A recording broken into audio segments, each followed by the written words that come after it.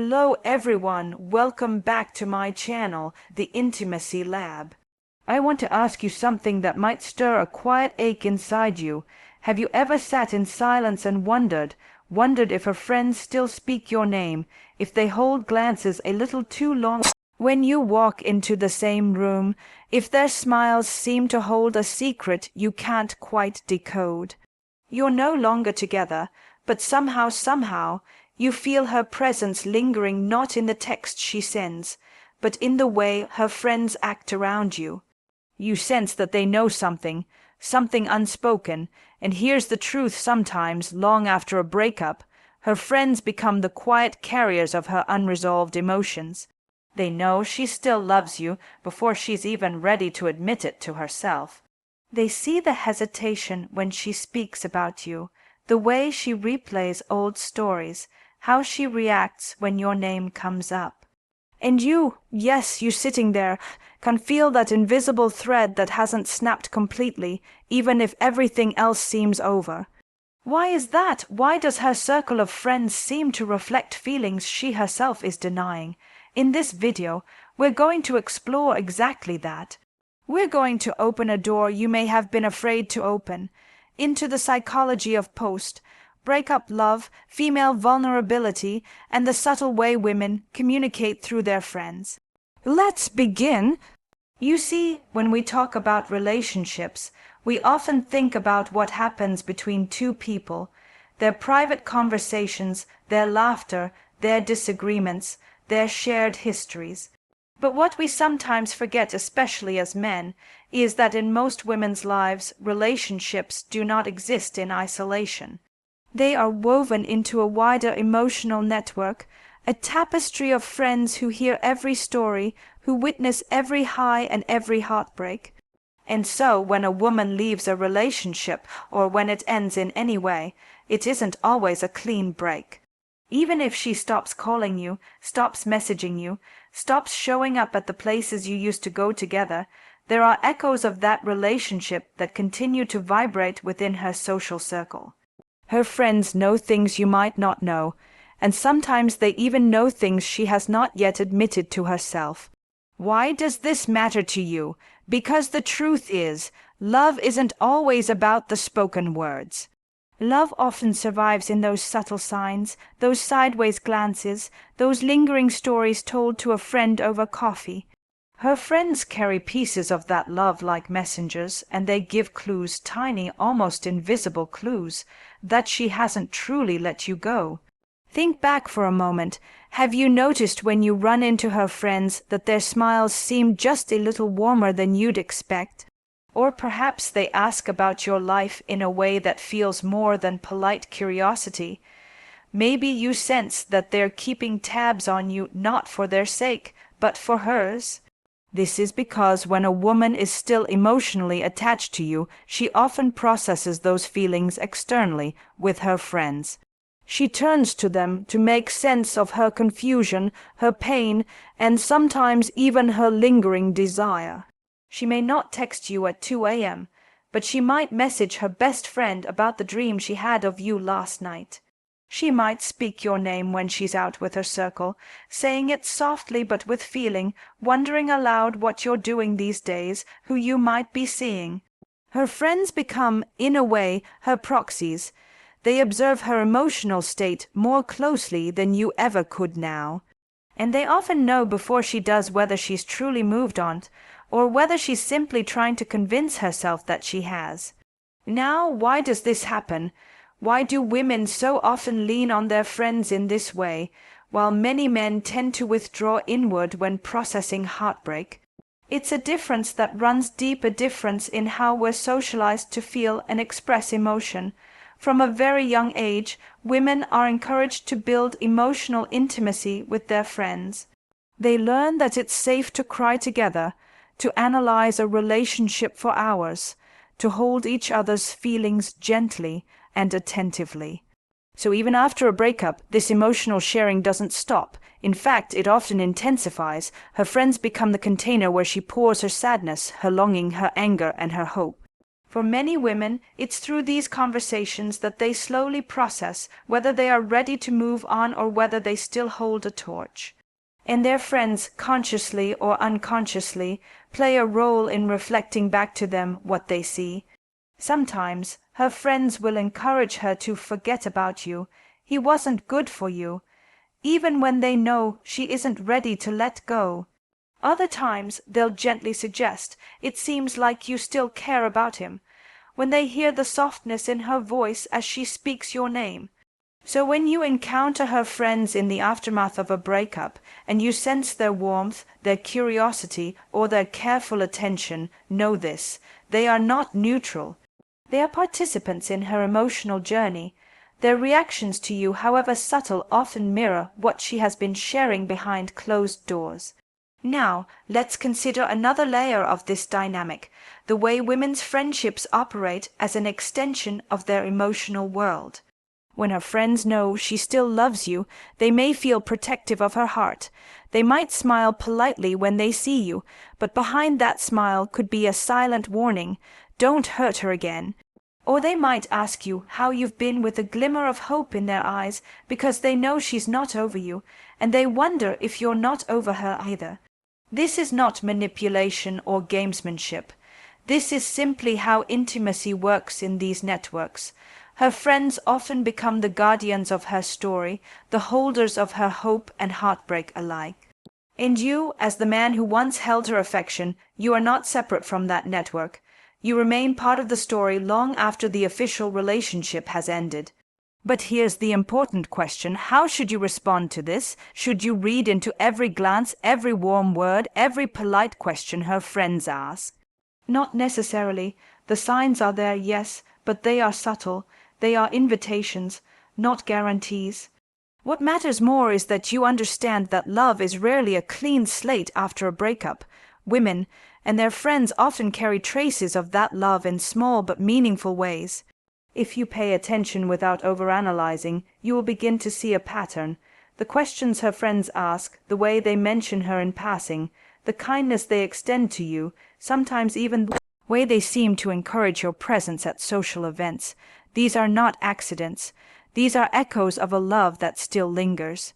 So as we begin this journey together in this conversation, I want you to reflect gently on what you have seen and felt around her friends. Not with desperation or false hope, but with curiosity. What are they showing you about her heart that she may not be saying out loud? What is the atmosphere when you cross paths with them? What do you sense even when no one is speaking directly about her feelings? Because if you can learn to see these signals not as manipulation or mixed messages, but as windows into the emotional landscape of women, you can begin to understand what might still be possible, or what closure might truly mean. And that, my friend, is where our conversation begins. You know, I often tell men that the hardest thing about post-breakup clarity isn't figuring out how you feel, it's recognizing how much her feelings are still circulating around you, even when they are no longer directly spoken. And this is where it gets even more fascinating and sometimes bittersweet. Her friends don't just know she still loves you, they also become the safe place where she rehearses her ambivalence. You might think that once she's decided to walk away, that decision is final. But the truth is, many women don't process love in absolute terms. She might declare that it's over one day, only to confess to her best friend that she misses you the next. And her friends, they're the keepers of those contradictions. They hear the late-night confessions, they comfort her when she's crying into her glass of wine, they listen as she scrolls through your social media, analyzing every post you make, every picture you share, looking for hidden meaning. That is what you're often not privy to, but they are. So when you encounter her friends, you may sense something in their gaze, a blend of protectiveness, curiosity, even hope, because they are walking alongside her through her inner turmoil. They have been there when she's blamed you for everything, and they've also heard her admit quietly that she still feels something she can't name. Her friends know the ache that remains even when she's trying to convince herself otherwise.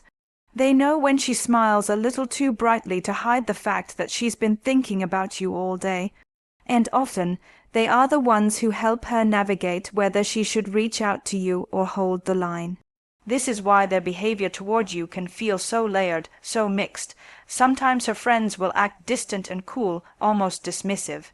But that isn't necessarily because they dislike you, it's often because they're mirroring her own conflicted emotions. At other times, they may greet you warmly, even eagerly, asking about your life and subtly encouraging a reconnection, because they know she hasn't stopped thinking about you. And what does this mean for you? It means that when her friends behave as if they know something, it's because they do. They are carrying pieces of her heart that she's too proud, too guarded, or too afraid to show you herself. This brings us to something important, something so subtle but so powerful. Women's friendships operate as a kind of emotional bridge after a breakup. While you may be left wondering whether she still cares, her friends already know the answer because they've seen her wrestle with those feelings in real time. There's a beautiful paradox here. She may be telling herself that she's moving on, but she's still tethered emotionally through these women who know the truth. And in their presence, you will feel this tether if you're paying close attention. But here's the key, and I say this gently, you can't chase their approval, nor can you interpret every small interaction as a sign that you should act on your feelings immediately. Instead, you must cultivate a kind of awareness, a quiet, masculine presence that notices but doesn't grasp, that observes but doesn't rush. Because that's what makes a man deeply attractive even after a breakup. A man who doesn't need to cling, who can hold space for complexity without collapsing into insecurity or impulsiveness. When her friends ask you how you've been, answer honestly, but with calm dignity. When they mention her name with a sly smile or a knowing look, smile back, but remain grounded. Let your actions communicate that you see what they see, that you understand there is still emotional residue, but that you are not rushing to exploit it or resolve it immediately. This, my dear listener, is where emotional maturity shines. And as you continue interacting with her circle, another phenomenon begins to unfold. Her friends often act as emotional ambassadors, almost unconsciously testing the waters on her behalf. They observe how you behave, they gather subtle impressions, and they take that information back to her. So when they see that you've grown, that you're carrying yourself with grace and confidence, that you're not bitter or defensive, they notice. And believe me, they talk about it later. They tell her that you seemed calm, that you looked well, that you didn't come across as needy or desperate. This matters because while she may be keeping her distance out of pride, pain, or confusion, she's still absorbing these reports through her friends. Women's friends often act like mirrors and messengers, reflecting her feelings back to her, but also transmitting your energy back to her. And that's why your comportment when you encounter them is so crucial. Think of it this way. Every interaction you have with them is like a ripple in a pond. Those ripples eventually reach her, and they influence how she feels about you, even when you're not present. And isn't that extraordinary? Isn't it remarkable how love, even when seemingly ended, continues to express itself through networks of people, glances, small conversations, and silent understandings? This is why I encourage you to approach these encounters not with calculation, but with presence, with awareness. With respect for the fact that her friends are carrying pieces of a story that's still unfolding inside her heart. At the same time, be mindful. This doesn't mean that her friend's warmth or curiosity is a direct invitation to re-enter her life. It simply means that the emotional bond hasn't fully dissolved, and that they see it too. So where does this leave you? It leaves you with a beautiful but challenging opportunity, the opportunity to embody the kind of man who recognizes complexity, who doesn't need to control or rush things, and who can remain deeply grounded in himself even while noticing the subtle signs that love may still be present. And this is where we deepen our conversation even further. There's something tender yet profound about the moment when a man realizes that the story isn't finished simply because the relationship is over. You see, what her friends carry is not only her private confessions, but her emotional ambivalence, that unsettled space between love and loss, between moving on and holding on. And for you, the man watching from a distance, this is where subtlety becomes your greatest ally. If you rush in, assuming that every warm smile from her friends is an invitation, you risk misreading the complexity of her process. But if you stand still long enough to listen, not just to what is said, but to what is unsaid, you can almost feel the undercurrent of emotion that still links her to you. That is the paradox. She may appear strong, resolved, even indifferent on the surface, but her friend's behavior betrays something else. They are the living proof that she is still working through what she feels. And because women so often process love aloud, externally, their friends become both her confidantes and her witnesses. You might ask, why can't she simply tell me herself? Why does this have to play out through her friends?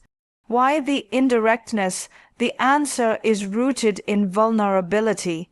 Even a woman who has ended a relationship, even one who declared she no longer wants you, can struggle to admit, especially to you, that her feelings still exist. Pride, self-protection, disappointment, these are powerful forces that can block direct communication. But her friends, they are her emotional release valves. They allow her to express what she can't bear to say to you directly. They hold her vulnerability safely, without judgment, and they reflect it back to her gently, until she's ready, or until time eases her defenses. That is why you may feel that her friends are carrying a message when you see them. In a way, they are. And this is where we touch on something truly delicate, the way women's friendships act as emotional amplifiers. What does this mean for you? It means that the way her friends behave toward you isn't simply a reflection of how she feels in a given moment, it's an amplification of it. If they seem warm, open, or encouraging, it's because they know she still carries feelings for you, even if she has buried them beneath layers of resolve. If they seem distant or guarded, it's because they are echoing her attempts to protect herself, even if they sense her heart isn't fully healed. So, as you navigate these interactions, remember that what you're seeing is a magnified reflection of her interior world. But let's talk about what this means practically. It means that your interactions with her friends can serve as a quiet mirror, reflecting to you where she might stand emotionally. But it also means that your behavior is being fed back to her through those same friends. This is not about playing games, it's about understanding the emotional architecture that continues to exist around her even after you are gone from her daily life. The mistake that many men make is to think that if she isn't reaching out directly, then her feelings must be completely resolved. But the truth is far more complex. Women often lean on their community, their friends, their chosen family to process love and heartbreak. And that community becomes the container where her remaining love for you either finds expression or fades slowly away. And here's something even more subtle. The more composed, grounded, and present you appear when encountering her friends, the more it quietly signals to her, through them, that you are a man who can hold space for complexity, for ambiguity, for depth. That kind of man is rare, and it's deeply attractive. But there's a danger here too. If you become overly focused on reading her friends, on interpreting every word or gesture as a clue, you can lose your own center. You can become consumed by analysis instead of simply being present, and that presence, calm, respectful, dignified, is your greatest power. So how do you hold this balance?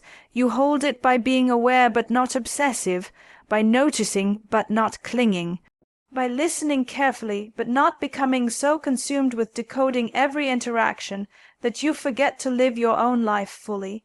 Because at the heart of this dynamic is something beautiful but fragile, the ongoing possibility of reconnection, not as a desperate attempt to recover what was lost, but as an invitation to meet each other again if and when the time is right as two whole, grounded people. And what her friends are showing you, if you pay attention, is that this possibility still lingers, even if she is not ready to speak it aloud. So when you see them next, when they smile that knowing smile or ask you gently how you've been, remember that they are carrying more than just polite curiosity. They are the quiet holders of her unresolved feelings, the guardians of her hope and her hesitation. And in that moment you have a choice. You can respond with desperation, with neediness, trying to extract some certainty from them, or you can respond with grace, with calm presence, allowing their warmth to simply exist as a reflection of something larger, something still unfolding. This is the art of emotional maturity, knowing when to act and when to observe, knowing that love is not always linear, that the heart doesn't always heal on a schedule, that sometimes what is unresolved can remain so for a very long time before clarity emerges. And this is where your strength as a man comes into play, your ability to remain steady in the face of ambiguity, your capacity to honor what still lingers without demanding immediate answers, your willingness to live your life fully while remaining open to whatever may come. That is the kind of man her friends will respect. That is the kind of man whose calm, grounded presence they will report back to her, whether she is ready to hear it or not. And in that way, without a single word from her, without a single text exchanged, you can communicate something profound, that you understand how deep love can run, and that you are capable of holding space for it, even when it is messy, unresolved, and filled with contradictions. This, my friend, is where love lives, in the spaces between words, in the silent glances, in the knowing looks exchanged between her friends and you. There's an intimacy in absence that is often more profound than presence itself. When we're gone from someone's daily life, the memories we've left behind don't simply vanish, they settle into their consciousness, appearing unexpectedly in a song, a smell, a photograph, or in conversations with friends. That's where you still live for her, even if she hasn't reached out, even if she hasn't sent that message you keep half hoping for. And this is why, even when her friends smile politely or seem guarded when they see you, there's more happening underneath than casual politeness or social courtesy. Her friends hold fragments of the relationship you shared, fragments that she entrusted to them, and every time you encounter them, those fragments quietly stir. This is why you can sense their attention, even in subtle gestures, how they hold your gaze for just a moment too long, or mention her name in passing as though testing your reaction, or ask a casual but loaded question like, "How have you been these days?" They know she hasn't let you go completely, and that knowledge colors every interaction they have with you. But here's something you might not have considered. Her friends are often watching how you navigate this delicate space. They are gathering impressions that they will inevitably carry back to her, whether consciously or not. In the privacy of their next conversation, they might say, "I ran into him today, he seemed calm, grounded, he asked about you gently, but didn't push, didn't seem desperate." Or perhaps he looked good, really at peace with himself. These small comments, these quiet reports, influence how she thinks about you, sometimes in ways that surprise even her. This is why your ability to remain present, graceful, and dignified is so powerful. You're not just interacting with her friends, you're communicating something essential about yourself through them. And this is a communication far more potent than any direct message or grand romantic gesture. You may not realize it, but she is probably asking them quietly, almost casually, about you too. "Did you see him? How did he seem?" She may ask it offhandedly, as though she's barely interested, but inside she is paying close attention to their answers. Her friends are providing her a portrait of who you are now, of whether you have evolved, of whether you carry yourself with calm confidence or with desperation and regret. In this way, her friends become an emotional bridge between you, even if no direct communication exists. They form a living feedback loop, reflecting her feelings to you and your presence back to her. This is where grace becomes your greatest asset. When you encounter her friends, your posture matters, your energy matters. The way you look them in the eye, offer warmth without expectation, engage without trying to extract information, these subtle details all communicate volumes. It's easy, especially for a man who still carries feelings, to fall into one of two traps, either to lean too far in, trying to gain their approval or insights, or to withdraw completely, acting aloof and uncaring. But the most powerful position is right in the middle, the ability to hold a dignified openness without neediness, warmth without demand, curiosity without interrogation. This emotional equilibrium is magnetic, not just to her, but to anyone observing you. And if her friends sense that you are grounded in this way, they will reflect that back to her, perhaps even unconsciously encouraging her to rethink whatever story she's telling herself about you. That you're unavailable, or immature, or lost, or incapable of growth. Because here's what's true, women's friends are often the unsung editors of the story she tells herself about you after a breakup. They help her frame the narrative. And if you show them a man who has evolved, who has stepped into emotional maturity, who is no longer clinging to the past but is still open to connection, they will inevitably include that in narrative they reflect back to her. But there's one more important truth you must hold gently. Even if her friends see that you've grown, even if they report back with glowing words, that doesn't mean she will act on it right away. She may still be caught in her own hesitations, her own healing process. She may still need time to feel safe enough to reach out again. And this is where your steadiness matters most. Because even when nothing seems to be happening, even when no messages come and no invitations appear, you are still part of her emotional landscape, carried to her through the words, glances, and subtle reports of her friends. So live with that awareness. Walk into those encounters with grace. Hold yourself like a man who has nothing to prove but much to offer: presence, depth, groundedness. That kind of energy is rare, and it leaves a lasting impression. In doing so, you honor not just her process, but your own journey. You embody what it means to be emotionally mature, a man who can honor the past without being trapped in it, who can acknowledge lingering feelings without being ruled by them, who can navigate the complexity of human relationships with elegance and self-respect. And that, my friend, is the kind of man who stands out. That is the kind of man who leaves a mark not just on her, but on everyone around her, including her closest friends. And so we arrive here at this final reflection together. After all this time, after all these subtle signs and glances, after all the moments when her friends seemed to carry something in their eyes that words never spoke aloud, you begin to understand. Love doesn't simply disappear because the relationship ended. It lingers, sometimes gently, sometimes painfully, in the spaces between what is said and unsaid, in the atmosphere that surrounds her and her circle of friends. Her friends know she still loves you because they've seen the way her emotions haven't neatly resolved themselves.